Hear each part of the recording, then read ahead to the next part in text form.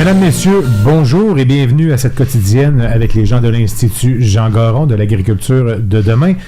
Mon acolyte, M. Simon Bégin. M. Bégin. Bonjour Sébastien. Bonjour, ça va bien? Ça va bien. Alors Simon, je te laisse présenter nos invités et le sujet de ce jour. Écoutez, aujourd'hui, on va vous parler du mode d'organisation du monde agricole qui est relativement peu connu, la Chambre de concertation. Et pour ce faire, nous recevons Mme Jennifer Crawford, directrice générale de la Chambre de concertation du secteur des fraises et framboises du Québec, qui est dans le fond, je crois, la plus ancienne chambre de concertation existante au Québec. Et pour en discuter, j'ai aussi avec moi Suzanne Dion, partenaire apprécié de l'Institut Jean Garon.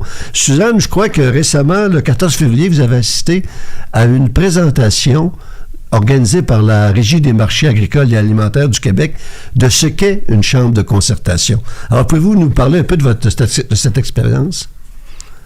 Oui, c'était une journée très intéressante qui a présenté cette formule. Et puis, moi, ça m'a beaucoup intéressé parce que j'ai trouvé que c'était un très bon moyen de créer de la valeur. Souvent, entre producteurs, transformateurs, distributeurs, chacun tire un peu la couverte de son côté et parfois, ça donne des gagnants et des perdants. Parfois, il n'y a que des perdants.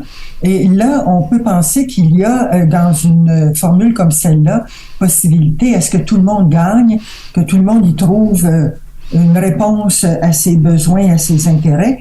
Et ça m'a semblé être le cas pour les fraises et les framboises. Moi, ça m'a intéressé parce que vous aviez vraiment beaucoup de réalisations à vos actifs chez vous et vous aviez réussi beaucoup de projets à la fois pour créer de la valeur, bien sûr, avoir aussi une meilleure reconnaissance de vos produits et de vos apports. La marque a été développée à l'occasion de ces échanges-là. Vous avez amélioré la mise en marché, la recherche, beaucoup aussi. Alors, ça m'a semblé très intéressant et c'est pour ça que je trouve important qu'aujourd'hui, on en parle avec vous. Alors oui, merci. Alors, évidemment, on va rentrer dans le vif du sujet, Mme Crawford. Qu'est-ce que c'est en fait qu'une chambre de coordination? Et je sais, vous êtes aussi associé à l'association des producteurs de fraises et framboises. Quelle est la différence entre une chambre de concertation et une association de producteurs? Oui, donc l'Association des producteurs de fraises et framboises du Québec a été créée en premier lieu. Donc, c'est vraiment un regroupement comme on peut trouver là, dans plusieurs productions. Donc, un groupe spécialisé, comme on appelle, là, de producteurs qui font tout le même type de production. Donc, nous, par exemple, on a 350 producteurs là, qui font partie de l'association puis qui cultivent des fraises et des framboises partout au Québec. Et c'est vraiment ce regroupement-là qui a décidé de créer une chambre de coordination et de développement pour le secteur, pour la filière des fraises et framboises du Québec. Donc ça, la chambre de coordination, c'est un outil, comme vous disiez, là, de concertation qu'on peut mettre en place dans une filière particulière là, pour se rapprocher, pour atteindre certains objectifs de développement ou de développement de la production. Dans notre cas, nous, c'était vraiment dans un objectif de augmenter la promotion au niveau des fraises et framboises, puis vraiment structurer l'écoulement des fruits au niveau du Québec, structurer nos relations aussi avec nos acheteurs, se structurer en tant que secteur. Parce que la Chambre de coordination, c'est un outil qui est régi, qui est encadré, je pourrais dire, par la Régie des marchés agricoles, puis qui nous permet d'aller chercher un prélevé auprès des producteurs. Donc, de créer un fonds de promotion et de recherche qui est récurrent, puis qui nous permet de faire des campagnes promotionnelles à chaque année, quand les fraises sont arrivées dans les différentes régions, etc. Je comprends. Donc, c'est sûr qu'à la base, il y a cet élément-là de structurer le secteur.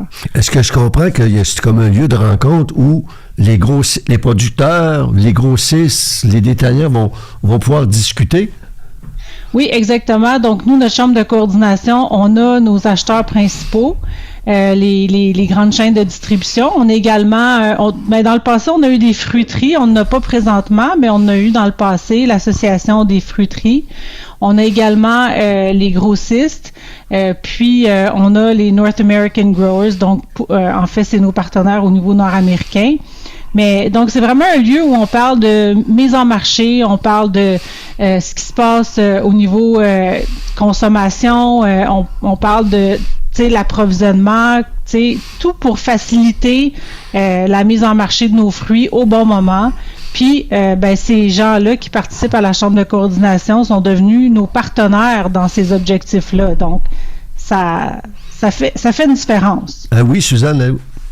Oui, ce que la présidente de la Régie des marchés agricoles et agroalimentaires indiquait aussi, c'est que pour différencier un peu les chambres de concertation et l'approche filière, c'est que dans les chambres de concertation, non seulement vous échangez des informations, mais vous aviez des projets communs. Oui, exactement. Par exemple, la marque Les Fraîches du Québec a vraiment été créée, par nous, mais avec la Chambre de coordination. Donc, Métro, Sobeys était là au départ quand on a pensé à cette idée-là d'avoir une marque collective pour nos produits du Québec. Et puis, ils se sont investis là, dans ce projet-là.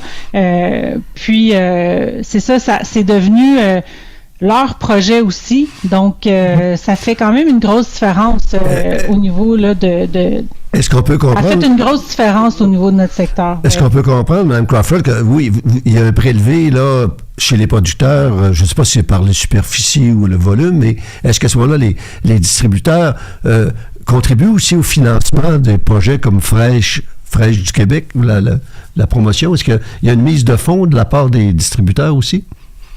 Bien, pour adhérer à la Chambre, on ne leur demande pas c'est une contribution annuelle, par exemple, mais la visibilité qu'ils nous donnent, par exemple, d'année en année, à travers des initiatives promotionnelles, là, c'est de très grande valeur. Là. Donc, c'est des montants qu'on pourrait jamais, même avec les contributions des producteurs, là, on ne pourrait pas se payer ce type de promotion-là auprès de ces chaînes-là.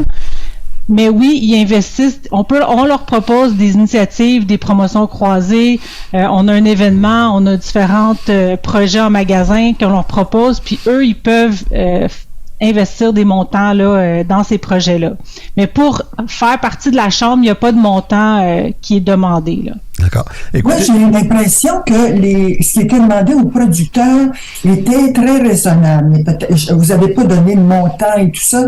Est-ce que c'est le cas ou est-ce que c'est difficile pour les petits producteurs, par exemple, de payer ces cotisations-là?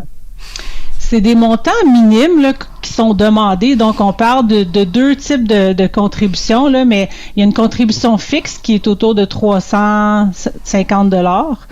Puis ensuite, il y a une contribution variable qui est selon la superficie en production. Donc, on considère que ceux qui ont des plus grandes superficies vont bénéficier un peu plus de notre promotion ou de nos initiatives de recherche. Donc, ils contribuent selon leur superficie.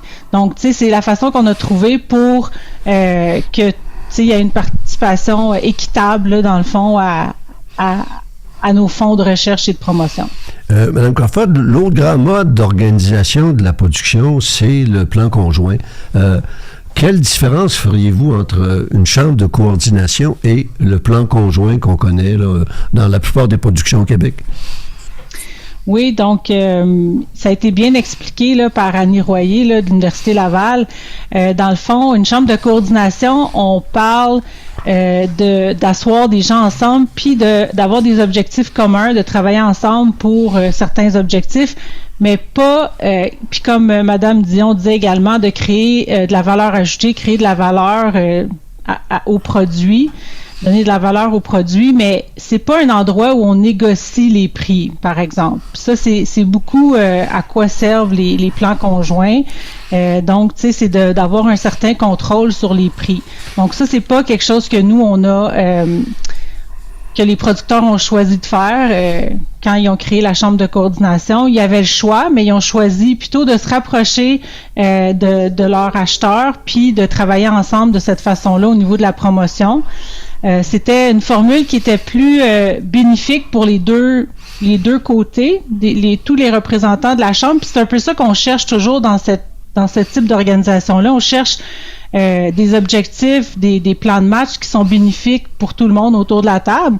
Donc, c'est le plan de match qui a été choisi, mais au niveau du plan conjoint, c'est vraiment une autre dynamique. On est vraiment dans une négociation sur le prix, ce qu'on n'a pas dans notre secteur.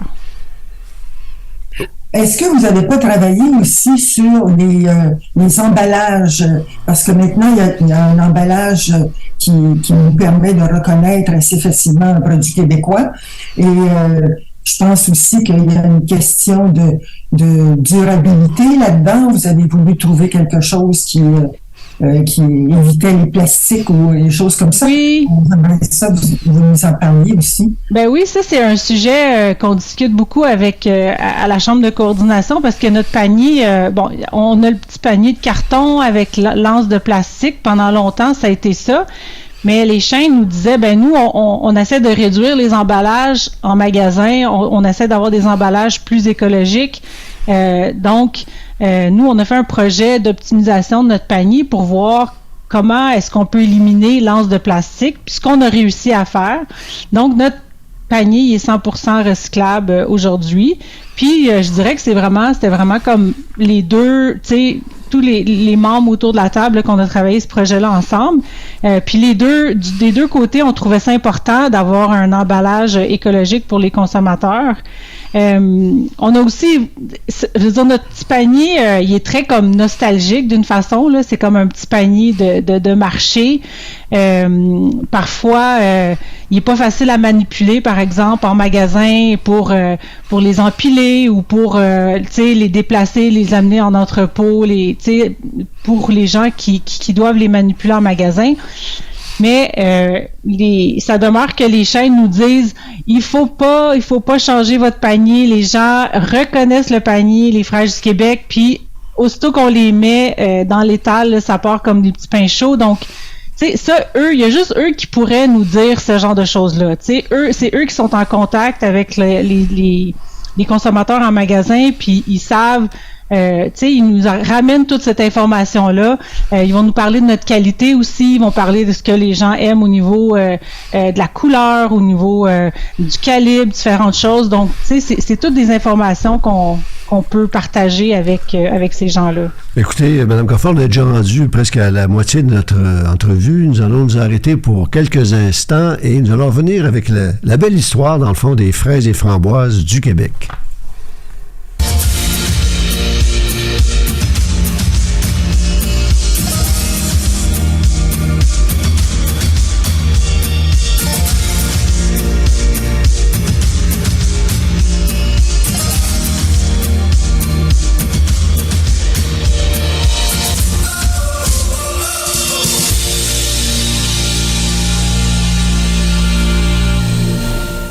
Chez Belle-Île, on met en valeur les ressources de la ferme pour soigner les animaux d'élevage.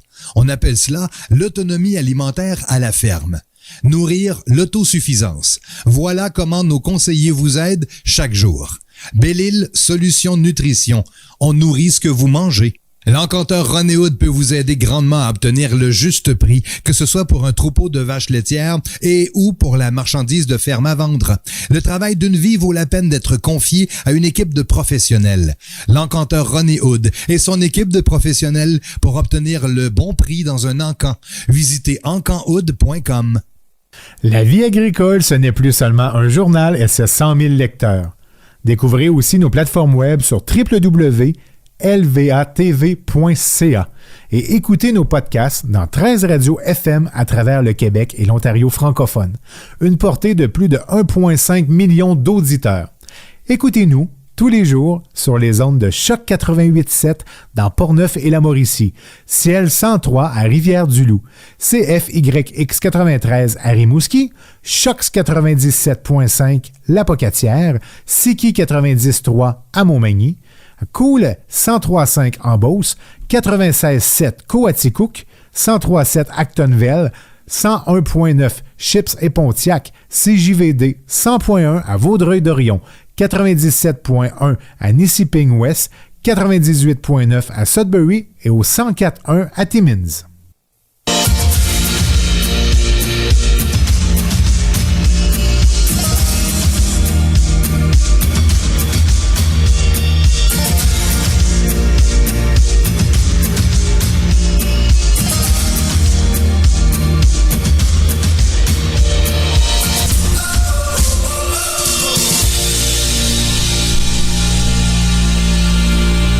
Alors, nous sommes de retour à l'agriculture de demain. Aujourd'hui, nous recevons Mme Jennifer Crawford, directrice générale de la Chambre de concertation du secteur des fraises et framboises du Québec, pour découvrir avec elle ce mode peu connu d'organisation du monde agricole. Mme Crawford, si je ne me trompe pas, la Chambre de coordination des fraises et framboises, c'est la plus ancienne. Elle a, je crois, 16 ans d'existence. D'où vient ce modèle? Est-ce que c'est une invention québécoise? Est-ce que c'est une inspiration européenne? Est-ce qu'on la retrouve un peu partout, ce modèle-là? Non, c'est vraiment un modèle unique au Québec. Donc, nous, on était les premiers à la mettre en place. Donc, il y a 18 ans, en fait. Aujourd'hui, il y en a une nouvelle là, qui a été créée récemment pour les légumes de champ. Mais sinon, c'est vraiment la deuxième. Donc, il n'y en a pas eu depuis toutes ces années. C'est pas un modèle qu'on retrouve partout dans le monde. Il y a différents types de modèles qui existent aux États-Unis, ailleurs en Europe, mais pas exactement comme la Chambre de coordination là, qu'on retrouve au Québec. Puis je peux vous dire que les autres provinces canadiennes là, sont quand même très jaloux de notre structure là au Québec. Ils trouvent ça très intéressant, puis ils voient les avantages, mais ça n'existe pas nécessairement ailleurs au Canada. Maintenant, peut-être dire quelques mots de la taille du secteur. On parle de quoi au Québec quand on parle du secteur des fraises et framboises? Vous parliez tout à l'heure de 350 membres de l'association. Est-ce que vous pouvez nous parler des volumes, des superficies? Est-ce que c'est un secteur, en tout cas on l'apprécie, mais en termes de valeur globale, est-ce que c'est assez significatif? Oui, donc on est vraiment les champions dans la production de fraises au Canada. C'est sûr qu'on est petit comparé à la Californie, par exemple, mais au Canada, on est vraiment on produit à peu près plus que la moitié, en fait, des volumes de fraises au Canada. Donc, on a 350 producteurs qui sont membres de l'association, donc qui cultivent de façon commerciale. C'est sûr qu'il y en a d'autres qui sont peut-être plus petits, là, qui sont pas membres de l'association. La grande majorité cultive pour le marché du frais, donc on n'est pas du tout dans la transformation, comme par exemple dans l'Ouest canadien. On est vraiment dans le produit frais. Et puis, en termes de volume, on est pour la fraise, on est à peu près à 15 000 tonnes de fraises par année. Dans la framboise, c'est beaucoup moins, c'est à peu près 1000 tonnes. Donc, vous voyez, il y a vraiment une grosse différence. On est en train de changer nos méthodes de production pour la framboise parce que c'est pas évident de faire pousser la framboise au Québec à cause de l'humidité. Mais on travaille là-dessus. Puis, au niveau des recettes, là, c'est quand même des recettes importantes là, pour ce secteur-là agricole. C'est un produit qui est très en demande, la fraise. Les Québécois, ils mangeraient des fraises toute l'année, tout le temps. Là.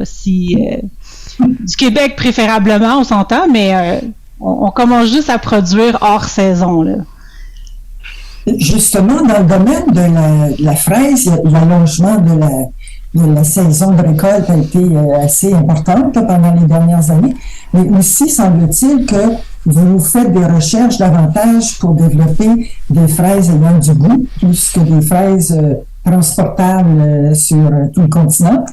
Est-ce que les sommes que vous avez consacrées, vous, à la recherche, ont servi à ça?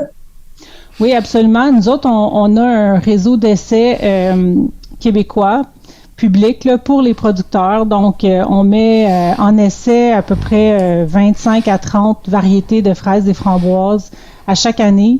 On les étudie. Dans le fond, toutes les caractéristiques là, de ces fraises-là sont évaluées à travers la saison, mais à travers les années aussi, pour voir lesquelles sont les meilleures, les mieux adaptées pour le Québec.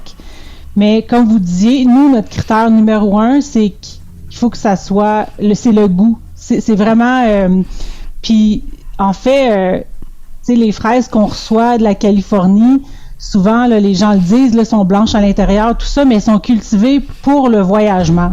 Donc, on n'a pas le choix pour faire 5000 km.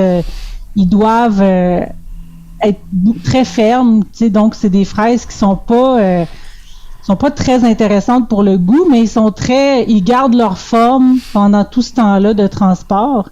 Mais au Québec, c'est pas notre critère. Puis, je pense que ça va jamais l'être. Je pense qu'on a un marché les Québécois adorent les fraises, puis c'est notre marché, c'est le Québec, puis les Québécois aiment la fraise sucrée, rouge et sucrée, donc on va continuer dans ce sens-là aussi longtemps que les gens je pense, oui, tout le monde est capable de reconnaître que le goût d'une fraise du Québec est différent d'une fraise importée.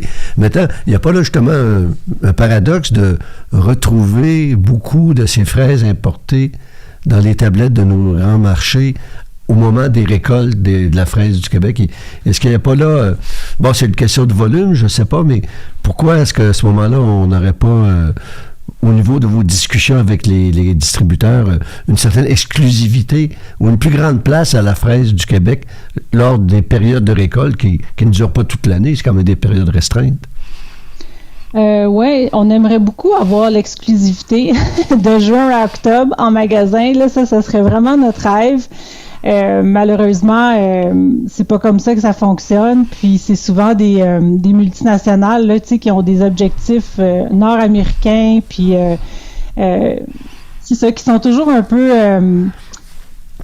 dans le fond, il y a un souci, il y a une considération économique aussi. Donc, mais je vous dirais que ça a beaucoup, beaucoup évolué. Puis on a, notre place, on a vraiment notre place dans les épiceries depuis qu'on a la Chambre de coordination, ce que les autres provinces ont pas, les autres provinces canadiennes, là. Donc, c'est vraiment un gros gain qu'on a eu en travaillant avec ces gens-là qui se rapprochent de nous, qui a un engagement envers notre secteur. Puis nous, on leur envoie des calendriers de production, on leur envoie des infolettres à chaque semaine avec des informations à jour sur tous les volumes, toute la provenance, la qualité, tout ce que vous voulez. Là. Ils ont toute l'information pour savoir dans 2 jours, dans 3 jours, dans 10 jours, quels volumes vont être disponibles au niveau du Québec. Donc, après ça, on doit leur laisser le choix. Eux ont le choix d'acheter ce qu'ils veulent, mais eux ont toute l'information pour pouvoir faire le choix d'acheter nos fraises locales en saison. Puis c'est ce qu'ils font la majorité du temps. Donc c'est sûr que ça arrive. C'est arrivé dans les dernières années qu'on a retrouvé des fraises américaines comme vous dites, sur les étals, par manque de volume de notre côté ou par différentes dynamiques nord-américaines qui faisaient qu'ils ont rentré des fraises. Par exemple, le Mexique est en train de produire des petits fruits vraiment pas chers, puis qui arrivent ici à des prix assez, très, très bas. En fait, au Mexique, là, le coût de main-d'œuvre est presque nul. Donc, c'est ça, la concurrence est très forte. Mais c'est sûr que quand ça arrive, les consommateurs réagissent là, souvent en magasin. Des fois, un peu moins, mais ça arrive de moins en moins, ces cas-là, à travers les années. Donc, c'est positif quand même. Il n'y a pas un enjeu aussi de produits phytosanitaires permis au Mexique, en Californie, qui ne sont pas permis aussi, qui pourraient peut-être contribuer à, si les consommateurs étaient plus informés de ces questions-là, pourraient aider aussi à favoriser la fraise du Québec? C'est sûr. Aux États-Unis, ils utilisent beaucoup de produits qu'on n'a pas le droit d'utiliser ici. Au Mexique, là, ça, c'est presque le je dirais pas. J'aime pas trop parler comme ça, mais on sait pas trop quelles sont les règles là, dans ces pays-là, mais c'est sûr que au niveau du Canada, parce que c'est vraiment des normes canadiennes, on a les plus hautes normes au monde avec l'Europe. Donc, c'est sûr que quand on pense à ça, on se dit ça vaut la peine. La différence de prix, elle est, c'est parce que nos modes de production sont responsables, puis c'est rassurant aussi là, pour les consommateurs. Comment est-ce que vous travaillez avec les chercheurs? Est-ce que vous avez des ententes sur le long terme ou il y a des universités particulières qui vous soutiennent? Ou comment ça fonctionne pour tout l'aspect recherche? Oui, donc on a des montants que nous, on choisit d'investir dans certains projets qu'on considère prioritaires. Donc souvent, nous, en fait, on envoie nos priorités de recherche annuellement à tous les chercheurs. Et puis eux, ils nous proposent des projets. Souvent, on s'entend que c'est des chercheurs qui se spécialisent dans les petits fruits, différents aspects, que ce soit l'irrigation ou la phytoprotection, etc. Donc, puis, on investit dans leurs projets. C'est sûr qu'on n'a pas des grandes... La recherche, pour qu'elle avance vraiment de façon importante, c'est des projets de recherche, c'est sur 5 ans, 3 ans, 5 ans. C'est du long terme. Donc, on doit réinvestir des montants annuellement. Puis, après ça, les résultats de recherche sont présentés aux producteurs à chaque année lors de nos journées annuelles. Donc, ça permet de ramener ces connaissances-là aux producteurs, les avancées qu'il y a au niveau de la recherche. Donc, ça, mais la recherche, c'est vraiment le nerf de la guerre parce qu'on fait face à plein de défis, que ce soit au niveau de la main-d'œuvre, les changements climatiques, comme vous disiez, la protection des insectes puis des ravageurs dans les fraises framboises. Il y en a, je pense que c'est une des productions où il y en a le plus parce que c'est un fruit qui est très sucré, qui a un arôme, qui attire les insectes. Il n'y a pas de peau, la peau est, c'est pas de protection. Donc, il y a vraiment beaucoup de... de trouver des variétés qui sont résistantes à toutes ces choses-là, qui réagissent bien à la chaleur, puisqu'on a quand même des grosses chaleurs au Québec aussi, là. Donc, toutes ces choses-là, c'est des choses très importantes sur lesquelles on doit continuer à travailler avec les chercheurs, puis on s'assure qu'ils sont au courant de nos priorités, puis qu'on puisse aussi leur permettre de retourner les connaissances acquises là, aux producteurs. Madame Crawford, je comprends, vous l'avez mentionné que une des différences entre un plan conjoint et une chambre de coordination, c'est que la chambre ne négocie pas les prix, ne négocie pas les coûts. Maintenant, il reste que l'enjeu du revenu des producteurs doit demeurer quand même des préoccupations. On le sait très bien que dans le monde agricole, le producteur, c'est souvent lui qui prend les risques, qui fait des gros investissements. Et bon, le modèle dominant, c'est que c'est pas lui qui a la grosse partie du prix de vente final. Est-ce que vous en discutez quand même, ou c'est une préoccupation quand même de la Chambre de coordination d'améliorer le plus possible les revenus des producteurs? Oui, c'est vraiment quelque chose qui est mentionné à chaque rencontre. On leur fait valoir les coûts de production qui augmentent, surtout dans les dernières années. C'est vraiment flagrant, là, les coûts de production qui ont augmenté. Puis les sensibiliser au fait que si ils ne payent pas... Nous, on parle de prix juste. Un prix juste... donc, s'il n'y a pas de prix juste, je veux dire, le secteur va mourir, tout simplement. Donc, c'est à leur avantage que notre secteur aille bien.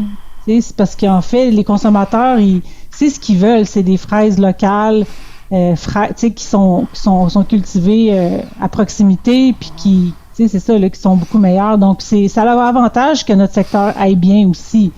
Mais c'est sûr que c'est ça. Il y a des décisions qui sont prises ailleurs. Pour le Québec, qu'on contrôle pas facilement. Là. D'accord. Écoutez, c'est déjà tout. Je pense qu'il aurait fallu avoir une plus grande émission pour faire le tour de ce sujet-là. On quitte à ce qu'on y revienne. Alors, je vous remercie beaucoup, Mme Crawford, de nous avoir éclairé sur l'existence de la Chambre de coordination du secteur des fraises et framboises. Suzanne, vous avez pu voir lors de la fameuse journée de tous les avantages qui découlent de cette formule. Et je pense que c'est, comme vous disiez au début, ça peut être un modèle qui peut être gagnant-gagnant. Alors, écoutez, merci encore, Mme Crawford, et peut-être à une prochaine. Ça m'a fait plaisir, merci. Félicitations pour votre travail. Merci beaucoup.